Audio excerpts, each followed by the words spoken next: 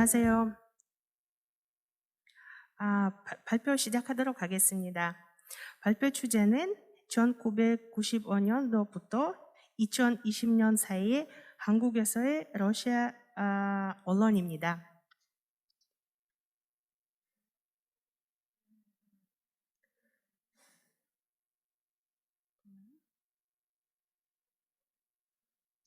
일단 한국에서 러시아 커뮤니티에 대해서 간략하게 말씀드리겠습니다.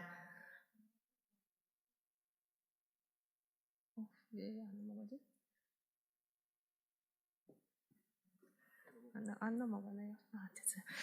1980년대 말까지 제한 러시아 장기 체류자들이 거의 없었기 때문에 당연히 한국에서 러시아 언론도 없었습니다. 하지만 1950년대부터 코리아 투데이 북한 잡지는 출판이 되었고 평양에서는 라디오 방송국에서도 러시아 프로그램이 나왔습니다. 남쪽에서는 KBS 방송국에서 러시아어로 방송했던 파트가 있었고 결국은 한국국제교류재단에서 발간하는 개간지가 러시아어판을 받게 되었습니다. 1990년도에는 러시아와 한국 간의 수교가 맺으면서 그 당시에 러시아 언론에 대해서 기대가 상당히 컸습니다.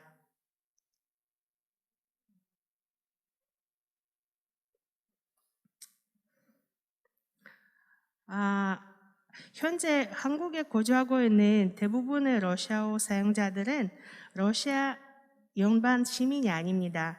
그래서 러시아 커뮤니티와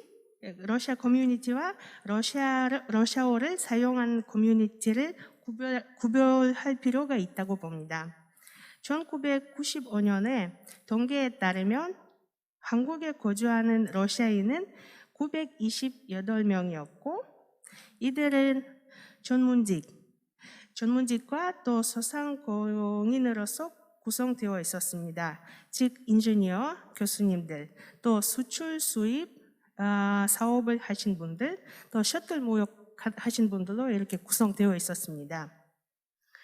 근데 1990년도에 후반부터 이주 노동자들이 수가 증가하기 시작이 되었고 대부분 그 당시에 우즈베키스탄 출신으로 비자 혜택이 있는 거리에 있는 경우가 많았었죠.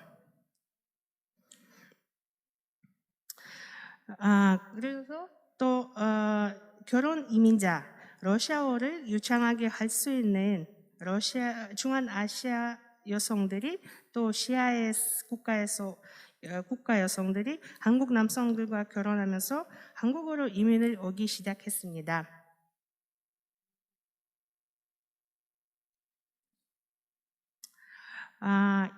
2006년도의 상황에 대해서 살펴보도록 하겠습니다.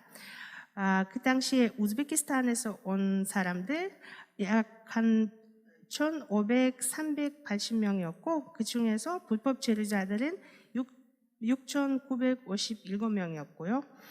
러시아에서 오신 분들은 1,500명 정도 돼 있었고 그 중에서 4,000명 넘게 불법 체류자였습니다.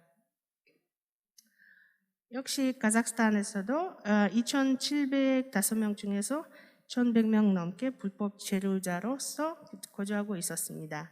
그래서 2000년에서 2020년 사이에 러시아어를 사용하는 한국의 총 거주자가 그 수는 한 3만 명에서 5만 명 사이였습니다.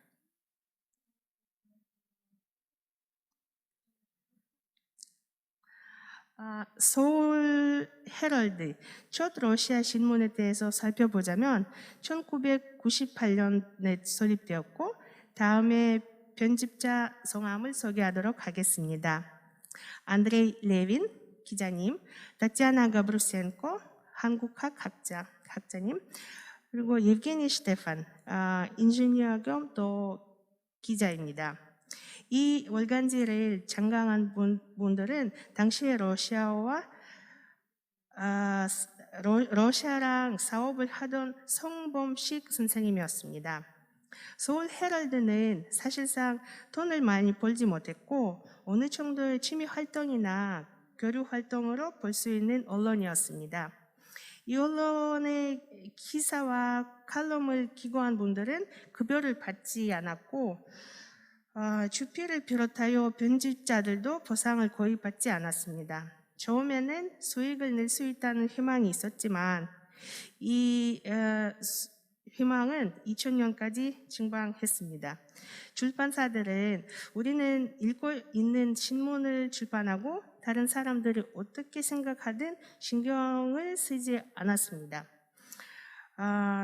기본 이유는 당시에 한국에 와 있는 러시아 사람들과 또 러시아어를 사용한 사람들이 많지 않아서 시장 규모도 역시 크지 않았기 때문입니다. 뿐만 아니라 2000년도 초에 들어와서 인터넷의 영향이 클수록 커지면서 결국 전통적인 언론에 대한 관심이 약해지기 시작했습니다. 하지만 서울 헤럴드는 처음부터 돈을 벌 목적이 없는 프로젝트여서 2010년도 초까지 생존했습니다.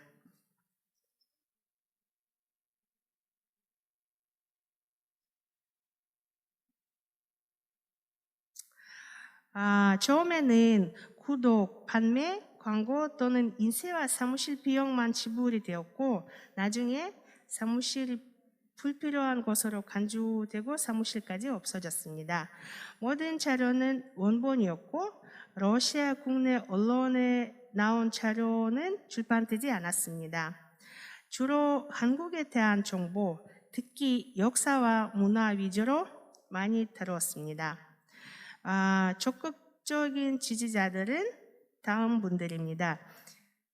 이걸 데들, 안드레이 렌코프, 알렉 기리아노프, 드미트리 카푸스틴, 마리아 아시트로와입니다. 이분들의 역할이 상당히 컸습니다. 약 2005년 이후로 출판 지연으로 인해 신문은 2011년에 발행을 중단했습니다. 총 142호가 발행되었습니다. 지지자들은 점점 흥미를 잃었고 출판사는 건강에 문제가 생겨서 소셜 네트워크의 부상은 종이 미디어를 쓸모없게 만들게 된 시기가 왔습니다.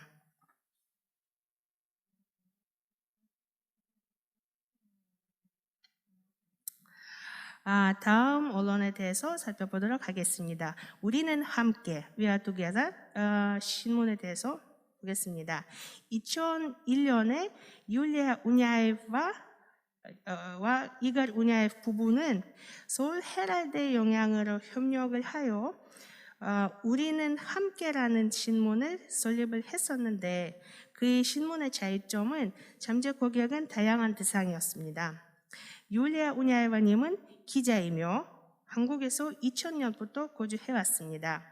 우리는 함께라는 신문은 이주 노동자들 그리고 어느 정도는 CIS 여성들을 위한 신문으로 구성되었고 그들의 우려와 문제를 다루었던 신문이었습니다.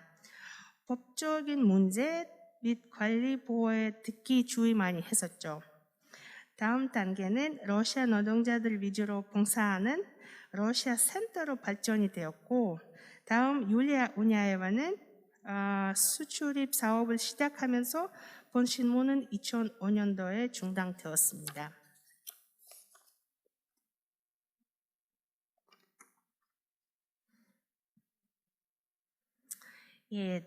다음 언급하려고 하는 신문은 메디아콜 신문입니다. 또 하나의 러시아어 월간 언론이 생겼습니다. 이 언론은 주로 고려인들과 제4인 한인들은 대상으로 하는 미디어콜이라는 월간입니다. 서울 헤럴드처럼 미디어콜은 돈을 벌 목적이 없고 주로 교육용 월간으로 전강되었습니다. 주상훈 사장님, 한국 사업가 분이시고 또 김인나 한국 국적을 취득한 그 기사님이었습니다. 같이 함께 2011년에 설립한 신문이었습니다. 월간 브로드시트였으며 총 92호가 발행된 후 2019년에 당정되었습니다. 서울 헤럴드와 같은 모델이었고 또 발행인과 편집인 모두 신문 프로젝트를 역시 취미로 진행을 했었고 인쇄비라도 벌면 만족하다고 했었습니다. 서울 헤럴드와 다르게 러시아어를 사용하는 커뮤니티와 일상생활에 많은 관심을 기울였습니다. 신문의 득점은 신문의 독자가 제공한 텍스트를 직접적으로 적극적으로 사용을 했습니다.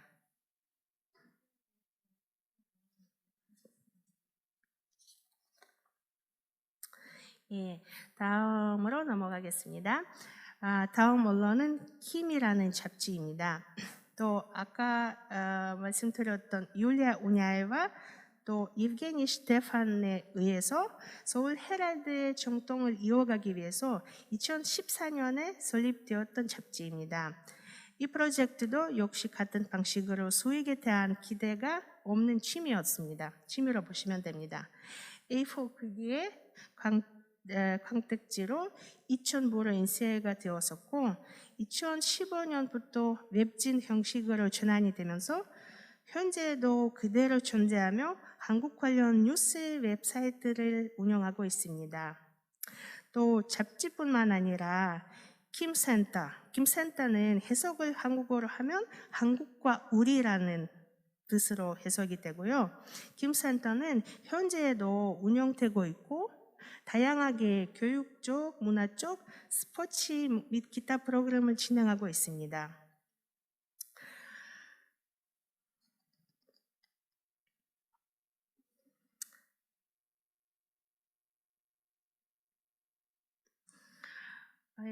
다음 언론은 여제 도시 잡지는 City of Woman 매거진에 대해서 살펴보도록 하겠습니다.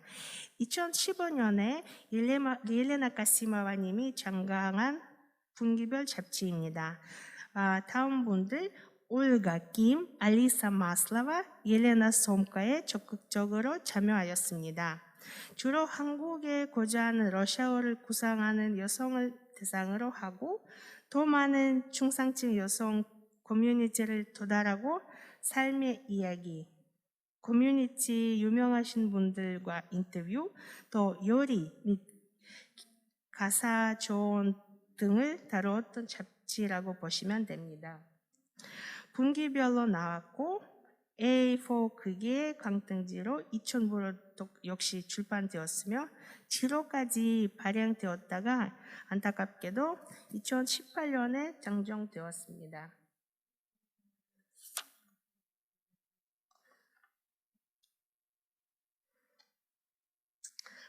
결론으로 넘어가자면 1995년부터 2015년도의 모든 러시아 미디어는 본질적으로 비영리로 운영이 되었었고 취미 또는 교육, 자선 프로젝트였다고 보시면 됩니다.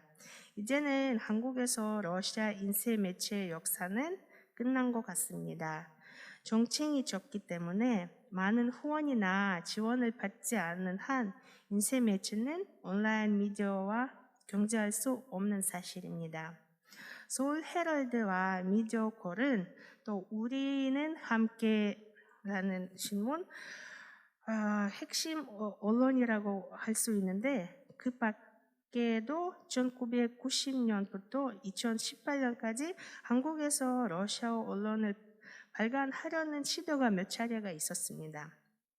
하지만 대부분의 경우 시장성이 없어서 이와 같은 언론 프로젝트는 몇 년 안에 무너졌습니다.